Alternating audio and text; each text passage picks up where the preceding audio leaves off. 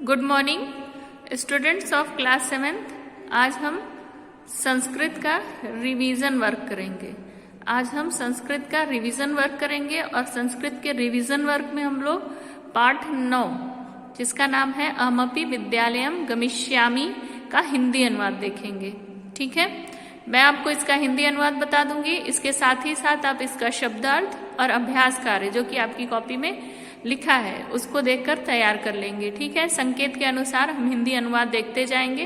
पहला संकेत है मालिनी प्रतिवेशिनीम प्रति डैश डैश डैश च काले, मतलब कि यहाँ से लेकर यहाँ तक। ठीक है, देखते हैं। इसमें कुछ पात्र हैं, जैसे मालिनी है, गिरजा है, दर्शना है, दर्शना की पुत्री है। ठीक है, तो पहले मालिनी से शुरू करते हैं। ठीक है, मालिनी अपने पड़ोसन से कहती है, हे गिरजा, मेरा बेटा मामा के घर गया है। यदि आप घर का कार्य करने वाली किसी महिला को जानती हो तो उसे भेज दो। गिरजा कहती है, हाँ सखी, आज सुबह ही घर का कार्य करने वाली मेरी सहायिका, अर्थात उसके घर में जो काम करने वाली है, अपनी बेटी के लिए काम के बारे में पूछ रही थी। कल सुबह ही उससे बात करूंगी।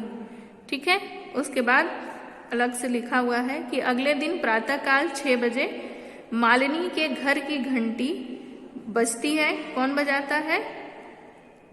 वही गिरजा की जो सहायिका रहती है वो। मालिनी दरवाजा खोलती है और देखती है कि गिरजा की सेविका, जिसका नाम क्या है? दर्शना। ठीक है, दर्शना एक लगभग में कितने साल की? 8 साल की। ठीक है, 8 साल की लड़की के साथ खड़ी है। ठीक है, फिर दर्शना बोलती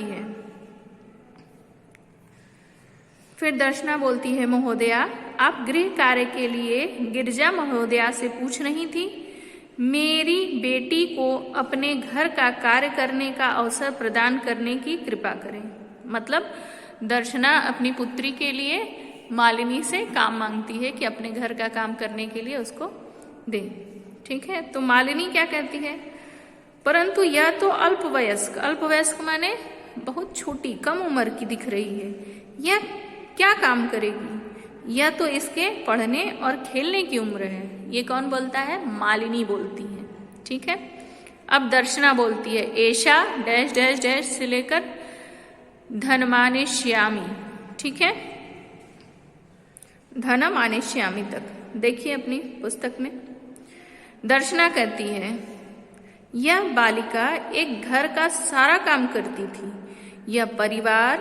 वह परिवार इस समय विदेश गया है। कार्य के अभाव में मैं इसके लिए कार्य ही ढूंढ रही थी। अर्थात जिस घर में वो जो छोटी लड़की है वो काम करती थी, वह इस समय विदेश गमन पे है और मैं इसके लिए काम ढूंढ रही हूँ ताकि ये कहीं पर काम पे लग जाए। हम जैसों का घर चलाने के लिए धन की व्यवस्था हो जाए। ठीक है, यह बोलती है कौन? उस छोटी बच्ची की माँ। आगे देखते हैं, अंतिम है दर्शना से लेकर ज्ञाप्यति तक। ठीक है, फिर आगे देखते हैं हम लोग।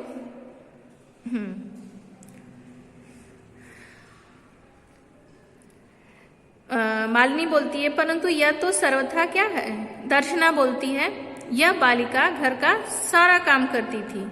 ठीक है, और वह परिवार कहाँ चला गया है? विदेश चला गया है। ठीक है, आगे देखते हैं। मालिनी कहती है, परंतु यह सर्वथा क्या है? अनुचित है, मतलब गलत है। क्यों गलत है? क्योंकि यह क्या है? ये बच्ची बहुत छोटी है और इसके क्या है? इसके उम्र के जो बच्चे हैं उनका क्या काम होता है? उनका काम होता है पढ़ना। और बोलती है आगे मालिनी कि क्या नहीं जानती हो कि शिक्षा सभी बालकों और बालिकाओं का क्या है? मौलिक अधिकार है। शिक्षा प्राप्त करना सभी का क्या है? मौलिक अधिकार है। दर्शना कहती है, महोदया, हम जैसों के लिए तो मौलिक अधिकार केवल अपना पेट भरना है। इसलिए पेट भरने की व्यवस्था के लिए ही मैं रोज 5 से 6 घर में काम करती हूँ। मेरा पति बीमार रहता है, वह कुछ नहीं करता है, अतः मैं और मेरी पुत्री मिलकर परिवार का भरण पोषण करते हैं। इस महंगाई के समय में तो मूलभूत आवश्यकताओं के लिए पर्याप्त धन नहीं हो पाता। मूलभूत आवश्यकता मतलब रोटी कपड़ा और मकान। ठीक है, उसी के लिए पूरा नहीं हो पाता, तो मैं इसको पढ़ाने के लिए शुल्क मतलब फीस, पोशाक, यूनिफॉर्म, बुक्स आदि खरीदने के लिए पैसे कहाँ से लाऊंगी। तब मालिनी बोलती है, हे यह तुम्हारा अज्ञान है, मतलब तुम क्या हो, जानती नहीं हो। क्या तुम नहीं जानती हो, सन 2009 वर्ष से सरकार के द्वारा सभी बालकों के लिए तथा बालिकाओं के लिए शिक्षा के मौलिक अधिकार की घोषणा की गई है। ठीक है, जिसके अनुसार 6 वर्ष के से लेकर 14 वर्ष तक के, कितने, 6 वर्ष से 14 वर्ष तक के सभी बच्चे समीप के मतलब घर के पास के सरकारी विद्यालय में जाकर केवल निःशुल्क शिक्षा प्राप्त करेंगे, अपितु सिर्फ निःशुल्क शिक्षा ही नहीं मतलब फ्री में पढ़ाई ही नहीं, बल्कि यूनिफॉर्म, बुक्स रखने के लिए स्कूल बैग, शूज माने जूते, और साथ ही साथ दोपहर का खाना, उसके बाद छात्रवृत्ति जिसको स्कॉलरशिप बोलते हैं, ये सब भी व्यवस्था किसके द्वारा की गई है, सरकार के द्वारा की गई है।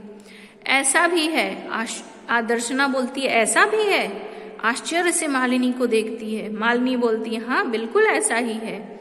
दर्शना कृतार्थता प्रकट करती हुई कहती है, हे महोदया, यह सब बताने के लिए मैं अनुग्रहित हुई, अर्थात मुझ पर आपने क्या की, कृपा की। मैं आज ही इसका समीप के विद्यालय में क्या करवाऊंगी, प्रवेश करवाऊंगी, अर्थात इसका एडमिशन करवाऊंगी। और दर्शना की जो पुत्री रहती है, जो छोटी लड़की, वह उल्लास के साथ, प्रसन्नता के साथ कहती है, मैं भी विद्यालय जाऊंगी, मैं भी पढ़ूंगी। यह कहकर ताली बजाने के साथ साथ नाचती है और मालिनी के प्रति अपनी कृतज्ञता को व्यक्त करती है।